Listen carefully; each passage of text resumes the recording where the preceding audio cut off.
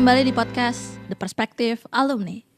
Jalan-jalan kesana kesini, mari ngobrol bersama alumni. Yang pastinya bersama saya, Sentia Winarti, salah satu dosen di Ilmu Komunikasi Universitas Pembangunan Jaya. Masuk ke bulan Oktober, nggak afdol kalau misalnya kita nggak ngomongin tentang Hari Komunikasi. Kalau ngomongin Hari Komunikasi, udah pasti dong alumni yang diundang untuk ngobrol-ngobrol bersama kita itu adalah alumni dari Prodi Ilmu Komunikasi. Siapa dia? Iya, benar banget. Dia adalah salah satu dosen di UPJ sekarang. Namanya adalah Kak Fasya. Halo Kak Fasya. Halo Sen, halo semuanya. Apa kabar Kak Asya? Alhamdulillah baik, selalu berusaha baik.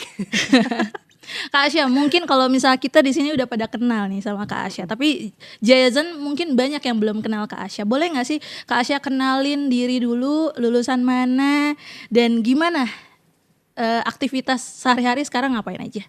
Oke, halo semuanya, perkenalkan aku Fasya Syifa Mutma, aku lulusan UPJ, alumni angkatan 2014 dari program studi ilmu komunikasi. Gitu, dari tahun 2014 lulusnya 2018. Jadi aku tuh angkatan ke-4 Sen di UPJ gitu. Nah untuk sekarang sebetulnya kesibukannya pasti ya kerja aja gitu ya. Kerja sebagai apa tuh tadi? Kerjanya itu di Prodi Ilmu Komunikasi. Jadi aku kembali lagi ke UPJ kita tercinta ini, menjadi pengajar di Prodi Ilmu Komunikasi. Dan sehari-hari ya tentu mengajar, melakukan kegiatan penelitian dan kegiatan pengabdian masyarakat. Sekaligus juga aku membantu untuk mengelola kemahasiswaan di Prodi Ilkom. Aduh, gitu. Mantap. Ini komunikasi sekali nih. Komunikasi banget. Kak Asya ini. Nah ngomongin tadi aku sedikit bridging Kak Asya. Ngomongin Hari Komunikasi, apa sih makna Hari Komunikasi buat Kak Asya? Makna Hari Komunikasi untuk aku, sebetulnya komunikasi itu kan sesuatu yang semua orang itu pasti lakukan gitu ya Sen ya. Dan Hari Komunikasi Nasional ini merupakan sebuah hari yang memang dikukuhkan gitu ya untuk membuat kita mengingat bahwa komunikasi itu adalah aspek paling penting dalam kehidupan manusia, termasuk juga dalam dunia profesional gitu. Makanya adalah si Hari Komunikasi Nasional ini. Mau dia jurusan apapun, komunikasi itu penting. Betul, Ya, pasti benar. ada unsur komunikasi Di dalam setiap pasti aspek kita ya. menggunakan komunikasi. Nah kalau dengar kata komunikasi, emang apa sih yang paling tersirat di kepala Kak Asya? Komunikasi dalam pikiran aku ya, ya apa ya, komunikasi ya gimana kita menjalani hidup kita, karena kita hidup dengan berkomunikasi. Kita komunikasi dengan diri sendiri, komunikasi dengan orang lain, komunikasi di media sosial, yaitu adalah bagaimana kita menjalani kehidupan kita sehari-hari gitu. Jadi kalau misalnya nggak berkomunikasi agak sulit ya kita bisa menjalani hidup dan hidup kita di masyarakat. Bahkan sama gitu. diri sendiri aja tuh kita berkomunikasi. Betul, ya? kita pasti komunikasi juga dengan diri kita, dengan pikiran-pikiran kita, dengan hati kita, itu kita berkomunikasi. Bahkan dengan yang ada di sekitar kita pun juga kita berkomunikasi, mungkin dengan lingkungan.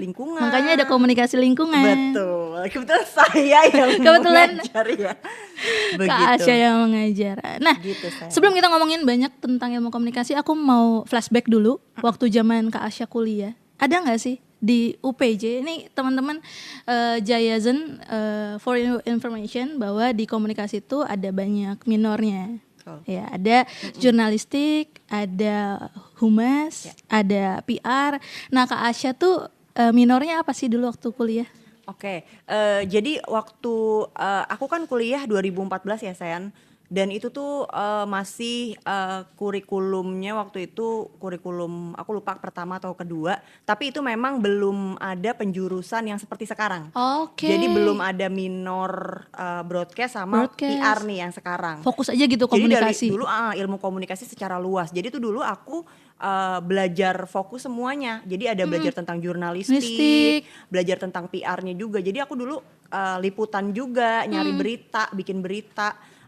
Bikin package berita, terus termasuk juga aku bikin campaign PR. Jadi semuanya belajar rata gitu. Kalau sekarang kan kita udah dibagi per minor dan Iya. lebih fokus sih. Tapi kalau dulu aku belajar semuanya gitu. Kan Kak Asya bilang nih, Kak Asya belajar semuanya. PR iya, broadcast juga iya, bikin berita iya, bikin campaign iya. Dari semua mata kuliah, mana sih mata kuliah yang paling favorit dan dosen yang paling berkesan buat Kak Asya? Oke. Oke, sebenarnya kalau pas kuliah itu kan aku belajar semuanya tadi ya Sen yang aku bilang, tapi memang dari dulu kesukaan aku memang di bidang-bidang yang sekarang aku geluti yaitu di bidang humas. Humas. Jadi memang dulu mata kuliah apa ya, kayak mata kuliah publisitas waktu itu ada, jadi kita bikin press conference kayak gitu. Terus mata kuliah apa ya, ada bikin campaign juga sih waktu itu, bikin campaign. Terus ada mata kuliah manajemen acara, bikin event, salah satu bidang humas juga. Itu mata kuliah yang paling aku senangi saat itu. Walaupun aku suka juga kayak pelajaran-pelajaran jurnalistik, kayak waktu itu aku pernah bikin apa ya, produksi berita gitu. Itu juga kita bikin berita, ngeliput ke lapangan, ngeliput Panas-panasan. panas-panasan, ngeliput apa waktu itu lagi ada berita pembunuhan di rumah orang, terus aku ngeliput Wow. kayak gitu-gitu. Jadi itu juga menyenangkan. Pengalaman menyenangkan sih itu. Menyenangkan. Cuman memang aku lebih menyukai ketika itu di bidang humas, makanya aku mengambil humas untuk yang sekarang. Kemudian kalau untuk dosen ya, sebetulnya dosen di Ilkom UPJ khususnya itu seru-seru banget sih Sen waktu itu. Dan dosen waktu itu ada Mbak Reni, sekarang juga Mbak Reni ada masih di prodi menjadi, kita ya, masih menjadi dosen. dosen di sini. Terus ada Mas Adi, Mbak Gini, Pak Saiful, Mbak Ica, dan banyak lagi. Mbak Bias juga waktu itu sempat menyidang aku. Jadi Mbak Bias itu adalah kaprodi di ilmu komunikasi sekarang. dan beliau sempat menguji sidang aku. Skripsi. Iya. Gimana Jadi, rasanya? Oke, wow. Sekarang kita jadi Partner berpartner kerja. gitu. Nah, waktu itu dosen yang mungkin cukup aku senang gitu ya diajar sama dia, ya salah satunya Mbak Reni gitu. Dan Mbak Reni itu waktu itu mengajar tadi yang manajemen acara, ngajar beberapa mata kuliah PR, public speaking, itu juga Mbak Reni yang mengajar. Dan pengajarannya cukup baik dan kita bisa belajar banyak dari beliau. Jadi aku cukup merasa inilah termotivasi dengan pengajarannya gitu. Nah, berarti kan komunikasi itu luas ya Kak Asya ya. Banyak banget tuh tadi dari humas, manajemen acara, broadcast dan lain-lainnya. Kira-kira miskonsepsi apa sih yang biasanya datang dari orang awam tentang anak ilmu komunikasi? Oke. Sebenarnya juga ya mungkin ini orang awam ataupun mungkin anak-anak yang baru masuk Ilkom itu pertama kali. Pernah gak sih kamu mendengar, iya Kak, karena aku suka ngomong gitu ya. Kenapa kamu masuk ilmu komunikasi? Iya, aku suka ngomong. Tapi sebenarnya Ilkom itu bukan cuma tentang ngomong, ya kan? Bukan cuma tentang kita nyampein pesan, tapi jauh lagi di dalam itu ilmu komunikasi itu ya membungkus tentang gimana pesannya supaya nyampe, menerima pesan biar orang dapat pesannya. Terus di situ kan juga kita belajar ada channel-channel komunikasinya dan noise-nya. Ya, dan ada gangguannya pasti juga ketika kita komunikasi. Dan bidang komunikasi itu seluas itu dan sebanyak itu yang bisa dieksplor. Jadi nggak cuman bisa ngomong aja gitu. Itu mah sebenarnya ya salah satu lah dari skill yang kita akan dapatkan. Tapi ya itu agak kurang luas aja nih pemahamannya ketika lo bilang kalau komunikasi cuman ngomong doang. Coba masuklah ke prodi ini. Tapi itu modal awal buat Jayazan yang sekiranya pede nih dengan public speakingnya, kayak tadi Kak Asya atau mungkin aku misalnya, mau coba di ilmu komunikasi, itu adalah modal yang baik ya Kak Asya. Tapi lebih dari itu, ilmu komunikasi bukan hanya berbicara tentang lu bisa ngomong atau enggak, tapi bagaimana mempackage pesan tersebut bisa sampai ke berbagai elemen. Betul. Oke. Balik lagi ke topik kita. Tentang ilmu komunikasi. Sebagai lulusan ilmu komunikasi dari S1 dan S2, kira-kira ilmu komunikasi itu kepake gak sih di dunia kerja? Kepake banget pasti. gitu. Tadi yang seperti yang tadi aku bilang, komunikasi itu basicnya pasti digunakan di setiap pekerjaan gitu ya. Di setiap kita kerja itu pasti ada unsur komunikasi di dalamnya. Sesimpel kita komunikasi dengan internal atau eksternal dari organisasi kita, terus kita berkomunikasi juga dengan klien, kita meeting, terus juga dalam berbagai proses kerja kita seperti membuat acara, membuat campaign, kita misalnya kalau di bidang jurnalistik misalnya nulis berita atau nyari berita dan lain-lain itu pasti ada unsur komunikasi yang digunakan di dalamnya. Dan dari yang aku pelajari gitu ya ketika aku kuliah S1 maupun S2 kan kita diajarin tuh ya berbagai materi, misalnya cara bikin event, cara menulis press release, cara nulis berita, kayak gitu-gitulah. Pokoknya stepnya diajarin, dan itu ketika kerja itu kalau aku sendiri aku pasti akan refer ke situ juga, sekaligus aku pasti memperbarui referensi juga, misalnya dengan ngelihat sekarang trennya kayak gimana penggunaan step tersebut, kayak gitu sih. Tapi materinya pasti Basicnya berguna sama, banget, dan iya basicnya sama, komunikasinya pasti sama ya, cuman step-stepnya itu kita pakai juga gitu di kerjaan kita. Tadi tuh gitu. Kak Asya mention tren ya. Nah, pekerjaan ilmu komunikasi itu sangat berkembang. Kalau misalnya dulu kayaknya itu aja. Sekarang tuh pekerjaan ilmu komunikasi itu semakin banyak. Betul. Walaupun lulusannya juga banyak. Betul. Kayak misalnya ada call sekarang, ada social media spesialis, ada citizen journalism dan lain-lainnya. Kalau misalnya Kak Asya baru lulus tahun ini, kira-kira ada nggak sih kepikiran kayak kalau nggak jadi dosen, gue jadi ini deh? Oke, tadi seperti yang Sen bilang gitu ya, Jaya Zen tadi ya. Jaya Zen. Karena adanya teknologi ya, internet itu memang semakin memperluas nih bidang komunikasi yang bisa dikembangkan. Tadi ya Kak Sen bilang ada call, KOL spesialis, social media spesialis dan lain-lain. Nah, kalau aku Atau tetap jadi dosen?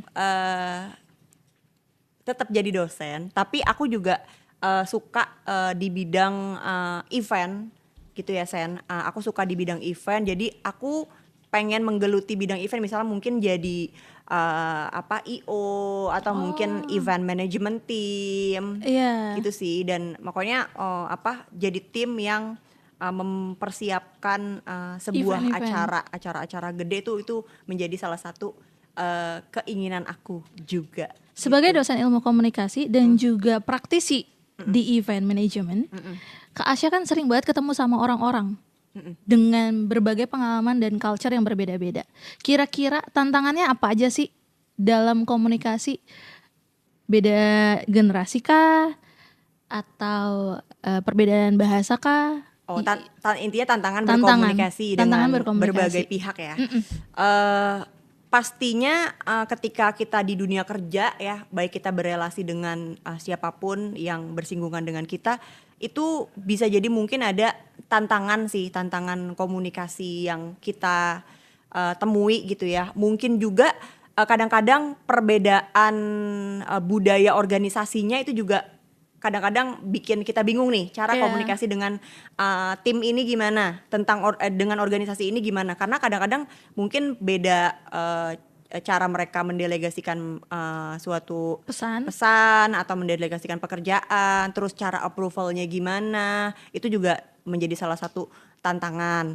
Terus juga mungkin ya tadi saya sempat ngomong juga perbedaan usia juga mungkin ngaruh juga ya, kalau misalnya kita ngomong mungkin sama orang yang rentangnya jauh di atas atau jauh di bawah, itu mungkin ada perbedaan gaya komunikasi yang mereka biasa terapkan, ataupun juga mungkin di setiap generasi tuh kayak punya ciri khas tertentu juga gitu nggak sih San? Misalnya kayak sekarang Gen Z seperti apa, Gen X seperti apa, milenial dan lain-lain, itu punya ciri-cirinya sendiri yang itu akan mempengaruhi gimana mereka berkomunikasi dan bekerja. Nah, itu juga menjadi salah satu tantangan ketika kita bekerja dengan orang-orang lintas generasi itu.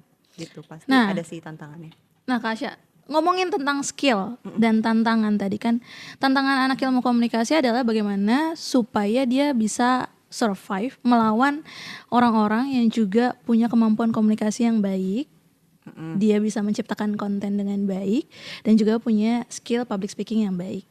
Nah, apakah skill-skill yang udah tadi aku sebutin itu hanya boleh dimiliki sama ilmu komunikasi atau yang lain juga bisa miliki dengan beberapa syarat-syarat tertentu gitu? Oke, tadi skillnya apa aja Sen? Public speaking, membuat konten. Oke. Skill sebenarnya kalau tadi yang Sen bilang skill public speaking, skill membuat konten, skill apa lagi? Udah itu aja. Dua skill membuat konten, skill public speaking itu pasti bukan menjadi sebuah kewajiban sih sebenarnya untuk dimiliki sama orang-orang yang menggeluti dunia kerja gitu ya, maksudnya orang-orang pekerja. Tapi kalau misalnya kita punya kemampuan itu nilai plus banget gitu. Public speaking itu mostly berguna banget gitu untuk setiap pekerjaan kayak Pitching misalnya orang. Iya, pitching orang, presentasi, terus ketemu orang kan itu juga kalau misalnya kita nggak confidence kan juga susah nih ya komunikasinya gitu. Jadi sesimpel itu public speaking itu lebih akan berguna ketika lo punya skill itu apapun bidang pekerjaan yang lo geluti.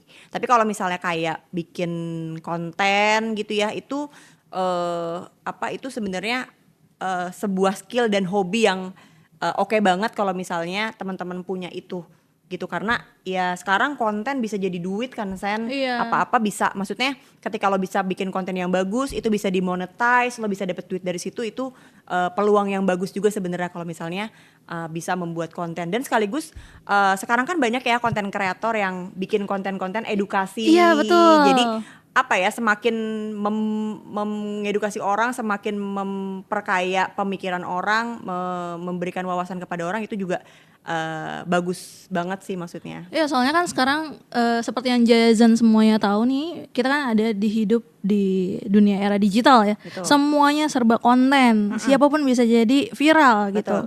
Tapi kan menurut Kak Asya sebagai praktisi ilmu komunikasi dan juga dosen ilmu komunikasi, kira-kira apa sih bedanya konten di digital di sosial media nih sekarang yang memang komunikator profesional sama yang asal viral aja gitu? Apa bedanya Kak Asya? Oke, kalau menurut aku kalau misalnya kita membuat konten itu maksudnya dengan strategi yang emang pinter, terus kita memang terstruktur bikin kontennya dan emang kita secara profesional lah, itu mungkin akan bisa bertahan lama gitu loh. Kalau misalnya viral kan kadang-kadang kayak cuman selewat aja nih, ini lagi konten viral nih, trennya lagi ini, ya tapi itu biasanya nggak bertahan lama, itu nanti akan tergerus dengan tren-tren lainnya. Tapi dan ada strateginya nggak sih? Kalau misalnya lagi di perusahaan A nih misalnya, terus ada seorang konten kreator, dia bukan hanya membuat konten tapi ada nggak strategi kayak misalnya bikin konten plan-nya biasanya atau apa? Pasti kalau ya ketika kita menjadi orang yang mempromosikan suatu produk gitu ya, misalnya di perusahaan, pasti ada sisaan perencanaannya. Kayak tadi misalnya sekarang semua brand perusahaan itu pakai sosial media, ya kan tadi Sen bilang juga. Nah itu ketika pakai sosial media pasti direncanain dulu nih mau ngapain, kontennya apa aja. Misalnya mau bikin konten YouTube, pasti nanti dipikirin kontennya apa yang bisa mungkin mengedukasi orang. Nah kayak gitu-gitu, ketika kita bisa membuat konten yang kita pakai cara-cara yang benar, terus kita juga ada isinya yang bisa berguna buat orang. Ada isinya ya. Ada isinya yang bisa berguna buat orang, itu mungkin akan lebih bisa bertahan lama dibandingkan dengan konten-konten yang asal viral doang. Tapi juga kita nggak bisa menutup mata ketika ada hal-hal yang tren, itu juga menjadi sebuah cantolan gitu kan bagi brand untuk lagi tren ini nih. Oke, kita kadang-kadang riding the wave untuk ngikutin juga. Tapi tetap kita harus punya cara sendiri sesuai dengan brand kita sama harus tetap ya ada isinya yang lokasi gitu Iya loh, benar. nggak cuman Viral itu benar buat cantolan iya brand-brand bisa. untuk masuk gitu kan. Tapi tetap harus Ada ya isinya. ada kita harus pinter lah bikinnya Iya. gitu. Nah Menurut aku sih ngomongin gitu. ngomongin sosial media, konten dan juga brand, kan masalahnya konten sosial media itu kan bukan hanya dipakai sama corporate dengan berbagai teknik penyampaiannya Kak Asya, tapi juga dipakai sama kita-kita nih Betul. sebagai individu. Nah sekarang tuh ada fenomena namanya Jason pasti tahu nih, oversharing Oke. di konten sosial media. Menurut Kak Asya gimana tuh, masih sehat nggak sih orang yang oversharing di sosmed? Oke, menurut aku sebenarnya kita harus belajar sih ya, maksudnya untuk memilah-milah mana konten-konten yang kira-kira kita mau share di sosial media kita, karena ketika itu sudah diposting gitu kan ya, itu kan akan ada di situ terus gitu, walaupun Iya. mungkin udah kita hapus tapi Jadi mungkin udah jejak digital ya? jejaknya masih ada, dan itu kadang-kadang kalau misalnya mungkin lagi baik gitu ya kita nggak kenapa-napa, tapi kadang-kadang aku tuh pernah ngeliat ya Sen, ada kejadian-kejadian kayak misalnya konten kreator dia kayak sering bikin konten tentang rumahnya, terus rumahnya dirampok, Waduh, kayak gitu-gitu, maksudnya itu kan karena tahu denahnya. karena udah tahu letaknya nih, Iya. terus itu jadi sebuah kesempatan untuk orang-orang yang nggak bertanggung jawab Memanfaatkan. jadi memanfaatkan hal itu. Nah itu kan sebenarnya kekhawatirannya seperti itu juga, atau mungkin kayak ada misalnya mungkin konten kreator yang emang atau mungkin selebriti yang posting anaknya gitu-gitu, itu kan kadang-kadang sebenarnya itu ya it's okay aja, itu It's kan kita okay. cuman pengen. Sekarang juga banyak orang yang memanfaatkan itu sebagai album gitu kan, album Iya, foto untuk iya. anak-anaknya. HP Ya itu full nih masukin aja sosmed. iya kan, jadi biar ada gitu kan tersimpan albumnya. Tapi kan sebenarnya ya itu nggak apa-apa aja. Maksudnya memang ya orang tuanya memperbolehkan foto anaknya itu ada di Instagram tersebut. Tapi kadang-kadang ada orang-orang yang nggak bertanggung jawab, takutnya nanti disalahgunakan atau mungkin dijadikan bahan ujatan. Itu kan kasian juga ya gitu. Cuman ya gimana pilihan kita sih Sen sebenarnya kalau kayak gitu. Jadi gimana bijak-bijaknya kita menggunakan dan memilih apa yang kita share, dan pastikan itu tidak merugikan buat orang lain dan diri kita sendiri. Gitu sih menurut Menarik aku. tahu kalau misalnya tadi Kak Asya mention terkait dipakai dengan tidak seharusnya. Betul. Nah, masalahnya adalah di media sosial kan nggak semua orang bikin konten. Tapi ada juga yang mengkomentari konten atau mengkonsumsi. Kalau misal konsumsi doang sih mungkin ya udah gitu, efeknya buat diri sendiri. Tapi kalau misalnya sampai komen hal-hal yang nggak baik atau menyalahgunakan foto yang diupload, nah itu berhubungan sama etika digital nih Jaya Zen. Menurut Kak Asya gimana tuh penerapan etika digital di Indonesia? Oke, tadi kalau misalnya ngomongin berkomunikasi digital, tadi benar ya kata Sen, kita sebagai pengguna media sosial, kita nggak cuman bisa membuat konten, tapi kita pasti juga mengkonsumsi ya, konsumsi dari media sosial, dari berbagai media yang ada di internet itu. Nah, penting banget untuk kita bisa menerapkan etika berkomunikasi di media digital. Seperti misalnya yang paling gampang etika di sosmed. Ketika pakai sosmed itu aku bukan pakar etika di sini ya, tapi mungkin kalau menurut aku ya kita harus bisa memilah sih apa yang kita sampaikan. Misalnya ketika kita komen foto orang gitu ya, itu kita ya tempatkanlah diri kita ketika kita di komen seperti itu gimana gitu kan, sesimpel kayak gitu. Atau kayak tadi menggunakan foto-foto orang untuk hal-hal yang tidak seharusnya juga ya, ketika lo di posisi itu juga akan gimana. Sebenarnya kalau aku lebih ke ya balik lagi ke diriku kalau misalnya aku menghadapi situasi kayak gitu. Cuman ya untuk itu sebenarnya fenomena-fenomena itu nanti di prodi kita ada tuh ya ahlinya, ada Mbak Isti gitu ya, itu yang membahas tentang etika komunikasi digital. Tadi Kasen bilang juga sekarang namanya netiquette katanya ya Kasen ya. Ada prinsip-prinsipnya. Prinsip-prinsip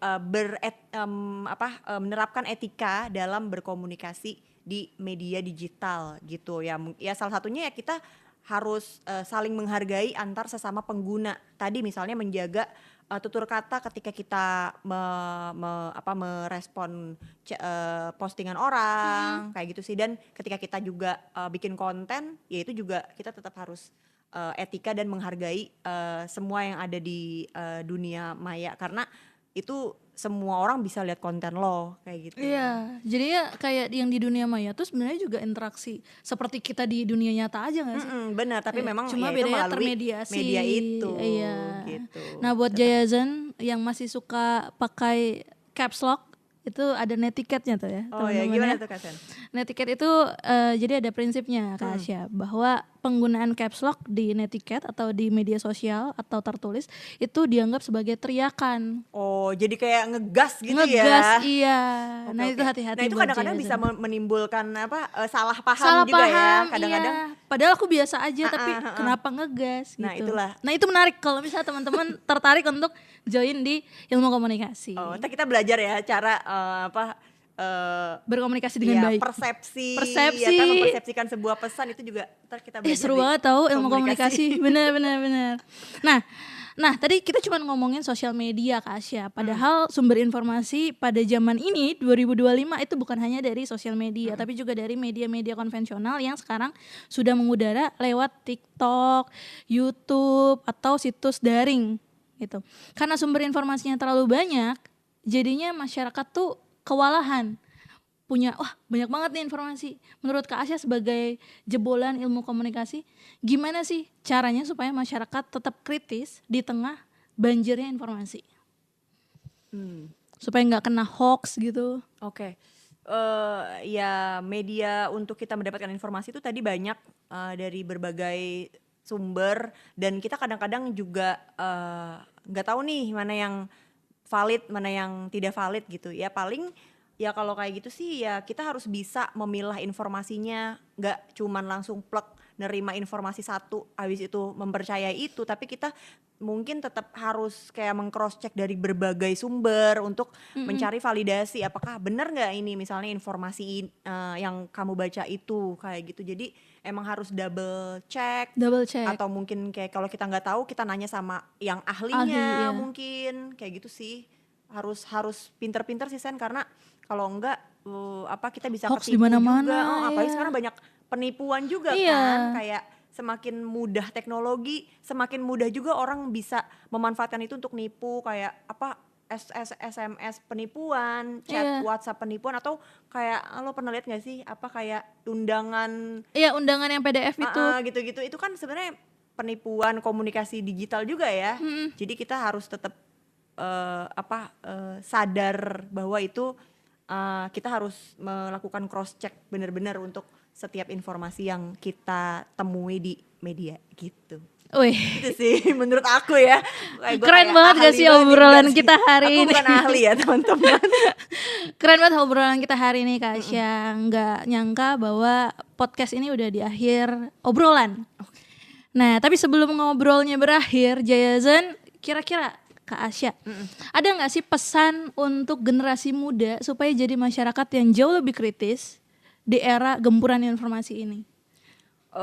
Pesan generasi muda untuk menjadi lebih kritis. Kita masih muda sih, tapi yang Iya lebih sih. muda lagi aja. Ya mungkin generasi muda selanjutnya gitu ya, semoga bisa lebih melek digital itu pasti harus ya Sen ya.